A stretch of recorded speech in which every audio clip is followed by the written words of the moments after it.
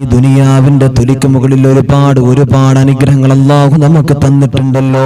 നമ്മുടെ സമ്പത്തും നമ്മുടെ ആരോഗ്യവും അതുപോലെ തന്നെ നമ്മുടെ ഒരുപാട് കാര്യങ്ങൾ അല്ലാഹ് പടച്ച റബ്ബേ, അതേപോലെ തന്നെ അല്ലാഹ് നമുക്ക് തന്ന അനുഗ്രഹമാണ് നമ്മുടെ പ്രിയപ്പെട്ട മക്കള് എന്ന് പറയുന്നത്. ആ മക്കളെ എല്ലാ കാര്യങ്ങളിലും നമ്മൾ ശ്രദ്ധിക്കാറുണ്ടല്ലോ. അവരുടെ പഠനം, അവരുടെ ജീവിതം, അവരുടെ ആരോഗ്യം, അവരുടെ എല്ലാ കാര്യങ്ങളും നമ്മൾ വളരെയധികം ശ്രദ്ധിക്കുന്നവരാണല്ലോ. എന്നിട്ട് അവർക്ക് പഠനം കഴിഞ്ഞ് നല്ല ജോലി നമ്മൾ മേടിച്ചു കൊടുക്കുകയാണ്.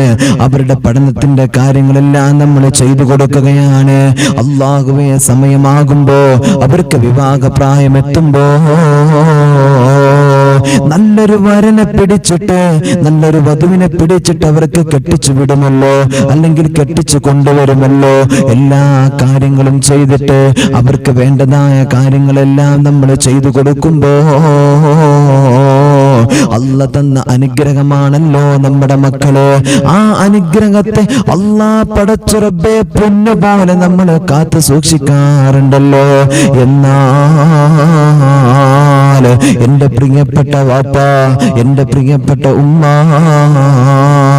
തന്റെ പ്രിയപ്പെട്ട മകൻ വിവാഹം ചെയ്തിട്ട് തന്റെ വീട്ടിലേക്ക് കൊണ്ടുവന്ന പെണ്ണുണ്ടല്ലോ, ആ പെണ്ണിനെയും അവരുടെ മാതാപിതാക്കൾ വളർത്തിയത് അങ്ങനെയാണ്. അവരുടെ സ്നേഹം, അവരുടെ ലാളന, അവരുടെ എല്ലാവിധ സൗകര്യങ്ങളും കൊടുത്തിട്ട് നല്ല രീതിയിൽ അല്ലാഹ് നമുക്ക് തന്ന ഒരുപാട് അനുഗ്രഹങ്ങളാണെന്ന് വിചാരിച്ചു കൊണ്ടാണ് ഉമ്മ ഓരോ ബാപ്പമാരും തന്റെ പ്രിയപ്പെട്ട മക്കളെ വളർത്തിയത്. നിന്റെ വീട്ടിലേക്ക് കയറി വന്ന പെണ്ണിനെയും അങ്ങനെ തന്നെയാണല്ലോ. എന്നാലോ അല്ലാഹുവേ, മാസങ്ങൾ കഴിഞ്ഞാൽ, ദിവസങ്ങൾ കഴിഞ്ഞ്, മാസങ്ങൾ കഴിഞ്ഞ് അല്ലാഹുവേ തന്റെ വീട്ടിൽ നിൽക്കുന്ന പെണ്ണുണ്ടല്ലോ, എത്രയോ സഹോദരിമാര് സങ്കടം പറയാറുണ്ട്, എത്രയോ ഉമ്മമാര് സങ്കടം പറയാറുണ്ട്. ഉസ്താദേ, കെട്ടിച്ചു വിട്ടിട്ട് 1-2 മാസമേ ഭർത്താവിന്റെ കൂടെ ജീവിച്ചിട്ടുള്ളൂ, ഭർത്താവിന്റെ വീട്ടിൽ നിന്നിട്ടുള്ളൂ. എന്തേ കാരണമെന്ന് ചോദിച്ചാ ഒരുപാട് ഉമ്മമാര് പറയാറുണ്ട്, ഉസ്താദേ അവനിക്കൊന്നും പ്രശ്നമില്ല, അവനിക്കൊന്നും പ്രശ്നമില്ല, പക്ഷേ ഭർത്താവിന്റെ ഉമ്മയുണ്ടല്ലോ, അല്ലാഹുവേ മരുമകളെ വല്ലാതെ വേദനിപ്പിക്കുകയാണ് ഉസ്താദ്. നിൽക്കാൻ പ്രയാസമാണ്, ഒരുപാട് വേദനകൾ എന്റെ പൊന്നുമോള് സഹിച്ചിട്ടുണ്ട്. ഈ പൊന്നുമോള് പറയുമല്ലോ, ഉസ്താദേ ഭർത്താവിന്റെ വീട്ടിൽ വല്ലാത്ത പീഡനമാ ഉസ്താദേ, അവിടെ നിന്ന് പോരാൻ കഴിയുന്നില്ല, നിങ്ങൾ ദുആ ചെയ്യണമെന്ന് പറയാറുണ്ട്. അവിടെ ഭർത്താവ് പ്രശ്നമല്ല, പിന്നെ ആരാ പ്രശ്നമെന്നറിയോ? മിക്ക കുടുംബ പ്രശ്നങ്ങളിലും കാരണക്കാര് ഭർത്താവിന്റെ ഉമ്മയാണല്ലോ. അല്ലാഹ് പടച്ച റബ്ബേ, എന്റെ പ്രിയപ്പെട്ട ഉമ്മ, എനിക്കും മക്കളുണ്ടെന്ന് സ്വന്തമെന്ന് വിചാരിച്ചു നോക്ക്. അവർക്കാണ് ഇതുപോലെ പ്രയാസങ്ങൾ വന്നതെങ്കിലോ, വേദനകൾ വന്നതെങ്കിലോ, നിന്റെ ഹൃദയം എത്രത്തോളം വേദനിച്ചു പോകുമെന്ന് നീ ചിന്തിച്ചിട്ടുണ്ടോ? അതുകൊണ്ട് നിന്റെ പൊന്നുമോനെ നിന്റെ വീട്ടിലേക്ക് കെട്ടിക്കൊണ്ടുവന്ന പെണ്ണുണ്ടല്ലോ, ആ പെണ്ണിനെ നോട്ടം കൊണ്ട് പോലും നീ വേദനിപ്പിക്കാൻ പാടില്ല. നിന്റെ മക്കൾക്ക് നീ എത്രത്തോളം സ്ഥാനങ്ങൾ കൊടുക്കുന്നുണ്ടോ, നിന്റെ മക്കൾക്ക് നീ എത്രത്തോളം ആരോഗ്യവും അവരുടെ ജീവിതത്തിന്റെ സുഖ സൗകര്യങ്ങളിൽ നീ ഇടപെടുന്നുണ്ടോ, അതുപോലെ ഇന്നലെ നിന്റെ വീട്ടിലേക്ക് കയറി വന്ന പെണ്ണിന് നീ കൊടുക്കണേ. അവരെ വേദനിപ്പിക്കല്ലേ, പ്രയാസപ്പെടുത്തല്ലേ. റബ്ബേ, ചരിത്രത്തിൽ കാണാമല്ലോ, ഒരു മഹാനായ മനുഷ്യൻ ഇങ്ങനെ നടന്നു പോകുമ്പോ റബ്ബേ ഒരാള് കടന്നു വന്നിട്ട് പറയുന്നു, തങ്ങളെ, എന്റെ ഉമ്മാക്ക് തീരെ സുഖമില്ലല്ലോ, എന്റെ ഉമ്മാക്ക് തീരെ സുഖമില്ലല്ലോ, നിങ്ങളൊന്ന് കടന്നു വരുമോ, നിങ്ങളൊന്ന് കടന്നു വരുമോ? അല്ലാഹുവേ പടച്ച റബ്ബേ, അവിടുന്ന് ആ വീട്ടിലേക്ക് കടന്നു ചെന്ന ഈ മഹാനായ മനുഷ്യനുണ്ടല്ലോ, അല്ലാഹുവേ അവിടേക്ക് കടന്നു ചെല്ലുമ്പോ രോഗിയായി കിടക്കുന്ന ഉമ്മയുണ്ട്. റബ്ബേ അവിടുന്ന് ചോദിക്കുകയാണ്, എന്താണ് നിങ്ങളുടെ അസുഖമെന്ന് പറയുമ്പോൾ അല്ലാഹ് അവിടുന്ന് പറയുന്നു, ഒരുപാട് ഡോക്ടർമാരെ കാണിച്ചു, ഒരുപാട് വൈദ്യന്മാരെ കാണിച്ചു, ആരും തന്നെ രോഗം കണ്ടുപിടിച്ചിട്ടില്ല. ജീവിതത്തിൽ വല്ലാത്ത പ്രയാസമാണ്, എണീക്കാൻ കഴിയുന്നില്ല. റബ്ബേ, ഇതങ്ങ് ചോദിക്കുമ്പോ, ഇതങ്ങ് പറയുമ്പോ ഈ മഹാനായ മനുഷ്യൻ ശരീരം നോക്കിയിട്ട് പറയുകയാണ്, ഈ വീട്ടിൽ ആരൊക്കെയാണ് താമസിക്കുന്നത്, ആരൊക്കെയാണ് താമസിക്കുന്നത്? റബ്ബേ, ഇതങ്ങ് ചോദിക്കുമ്പോ ആ ഉമ്മ പറയുകയാണ്, ഞാനുണ്ട്, എൻ്റെ ഭർത്താവുണ്ട്, തൻ്റെ പ്രിയപ്പെട്ട മകനുണ്ട്, പിന്നെ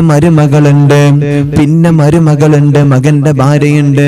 റബ്ബേ, ഇതങ്ങ് പറയുമ്പോ ഈ തങ്ങൾ ചോദിക്കുകയാണ്, മഹാനായ മനുഷ്യൻ അവിടുന്ന് പറയുകയാ, നിങ്ങൾ ഈ പറഞ്ഞ കാര്യമുണ്ടല്ലോ, അത് ഒന്നും കൂടെ ഒന്ന് പറയുമോ, ഒന്നും കൂടെ ഒന്ന് പറയുമോ? റബ്ബേ, ഇതങ്ങ് പറയേണ്ട താമസമുണ്ടല്ലോ. വീണ്ടും അതേപോലെ തന്നെ പറയുകയാണ്, വീണ്ടും അതുപോലെ തന്നെ പറയുകയാണ്. എന്നിട്ടോ മരുമകളുടെ വിഷയം അവിടേക്ക് കടന്നു വരുമ്പോൾ, മരുമകളെ കുറിച്ച് പറയുമ്പോൾ ഒരു വല്ലാത്തൊരു വിഷമം പോലെയാണ് സംസാരിക്കുന്നത്. ഒരു താല്പര്യമില്ലാത്ത പോലെ പറയുമ്പോ അവിടെ നിന്നും മഹാനായ തങ്ങള് പറയുകയാ, നിങ്ങളുടെ മരുമകളെ ഒന്ന് വിളിക്കുമോ, നിങ്ങളുടെ മരുമകളെ ഒന്ന് വിളിക്കുമോ?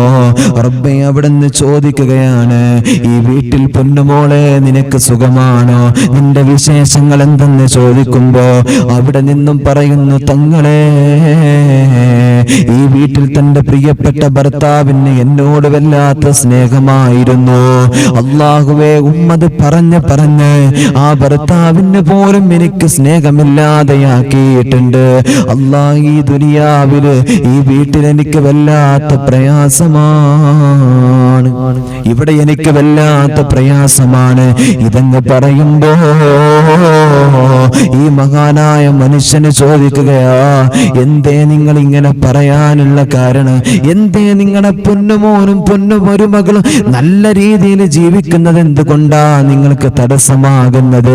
നിങ്ങൾക്ക് അതുകൊണ്ട് പ്രയാസമുണ്ടോ? ഇതങ്ങ് ചോദിക്കുമ്പോ അല്ലാഹുവേ, അവിടെ നിന്ന് പറയുകയാ, അവർക്ക് ഈ വിവാഹം കഴിക്കുന്നതിന് മുമ്പ് എൻ്റെ പൊന്നുമോന് എന്നോട് വല്ലാത്ത സ്നേഹമായിരുന്നല്ലോ. വിവാഹം കഴിച്ചപ്പോ റബ്ബേ, അവരങ്ങനെ സുഖത്തിൽ ജീവിക്കാൻ തുടങ്ങി. എനിക്കൊരു സ്നേഹം കുറഞ്ഞതുപോലെ തോന്നി. അതുകൊണ്ടാ അല്ലാഹുവേ, തന്റെ പൊന്നുമകനും പൊന്നുമരുമകളും അവിടെ നിന്ന് നല്ല രീതിയിൽ ജീവിക്കുന്നത് കണ്ടുമ്പോ അവിടെ നിന്ന് സഹിക്കാൻ കഴിയാത്ത എത്രയോ ഉമ്മമാരുണ്ടല്ലോ, എത്രയോ ബാപ്പമാരുണ്ടല്ലോ. വേണ്ട ഉമ്മ, അവിടെ നിന്ന് മഹാനായ തങ്ങള് പറയുകയാ, നിന്റെ മരുമകളോട് നിങ്ങളെ പൊരുത്തം ചോദിക്കാതെ, അവിടെ പ്രയാസപ്പെടുത്തൽ നിർത്താതെ, നിങ്ങളുടെ ജീവിതത്തിൽ നിങ്ങൾക്ക് അല്ലാഹ് സൗഖ്യം തരൂലല്ലോ, നിങ്ങൾക്ക് അല്ലാഹ് സൗഖ്യം തരുകയില്ല. അവസാനം ആ പ്രിയപ്പെട്ട മരുമകളോട് പൊരുത്തം ചോദിച്ചിട്ടാവുമ്മ ആ ഉമ്മാന്റെ അസുഖം മാറിയത്, ആ പ്രിയപ്പെട്ട ഉമ്മാന്റെ അസുഖം മാറിയതെന്ന് ചരിത്രം പഠിപ്പിക്കുകയാ. അതുകൊണ്ട് വേണ്ട, തന്റെ വീട്ടിലേക്ക് കയറി വരുന്ന മരുമക്കളുണ്ടല്ലോ, റബ്ബേ, ഒരുപാട് ആഗ്രഹങ്ങളുണ്ട്. എൻ്റെ ഭർത്താവ്, എൻ്റെ മക്കള്, എൻ്റെ ഭർത്താവിൻ്റെ ഉമ്മയും ബാപ്പയും അല്ലാഹുവേ തുടങ്ങിയിട്ടുള്ള ഒരുപാട് പ്രതീക്ഷകളുമായി കടന്നു വരുമ്പോ, ഒരു കുടുംബ ജീവിതത്തിന്റെ സന്തോഷത്തിന്റെ കാതലുമായി കടന്നു വരുമ്പോ അല്ലാഹുവേ, ഉമ്മമാരെ തെറി പറഞ്ഞിട്ട് എൻ്റെ മരുമക്കളെ അടിച്ചിട്ട്, മരുമക്കളെ ചീത്ത പറഞ്ഞിട്ട് ആ സന്തോഷവും സമാധാനവും തല്ലിക്കെടുത്തല്ലേ, അവിടുന്ന് പ്രയാസം കൊടുക്കല്ലേ, പരാജയം കൊടുക്കല്ലേ. നിന്റെ ജീവിതത്തില് പരാജയമല്ലാതെ നിനക്ക് വിജയം കണ്ടെത്താൻ കഴിയില്ലല്ലോ.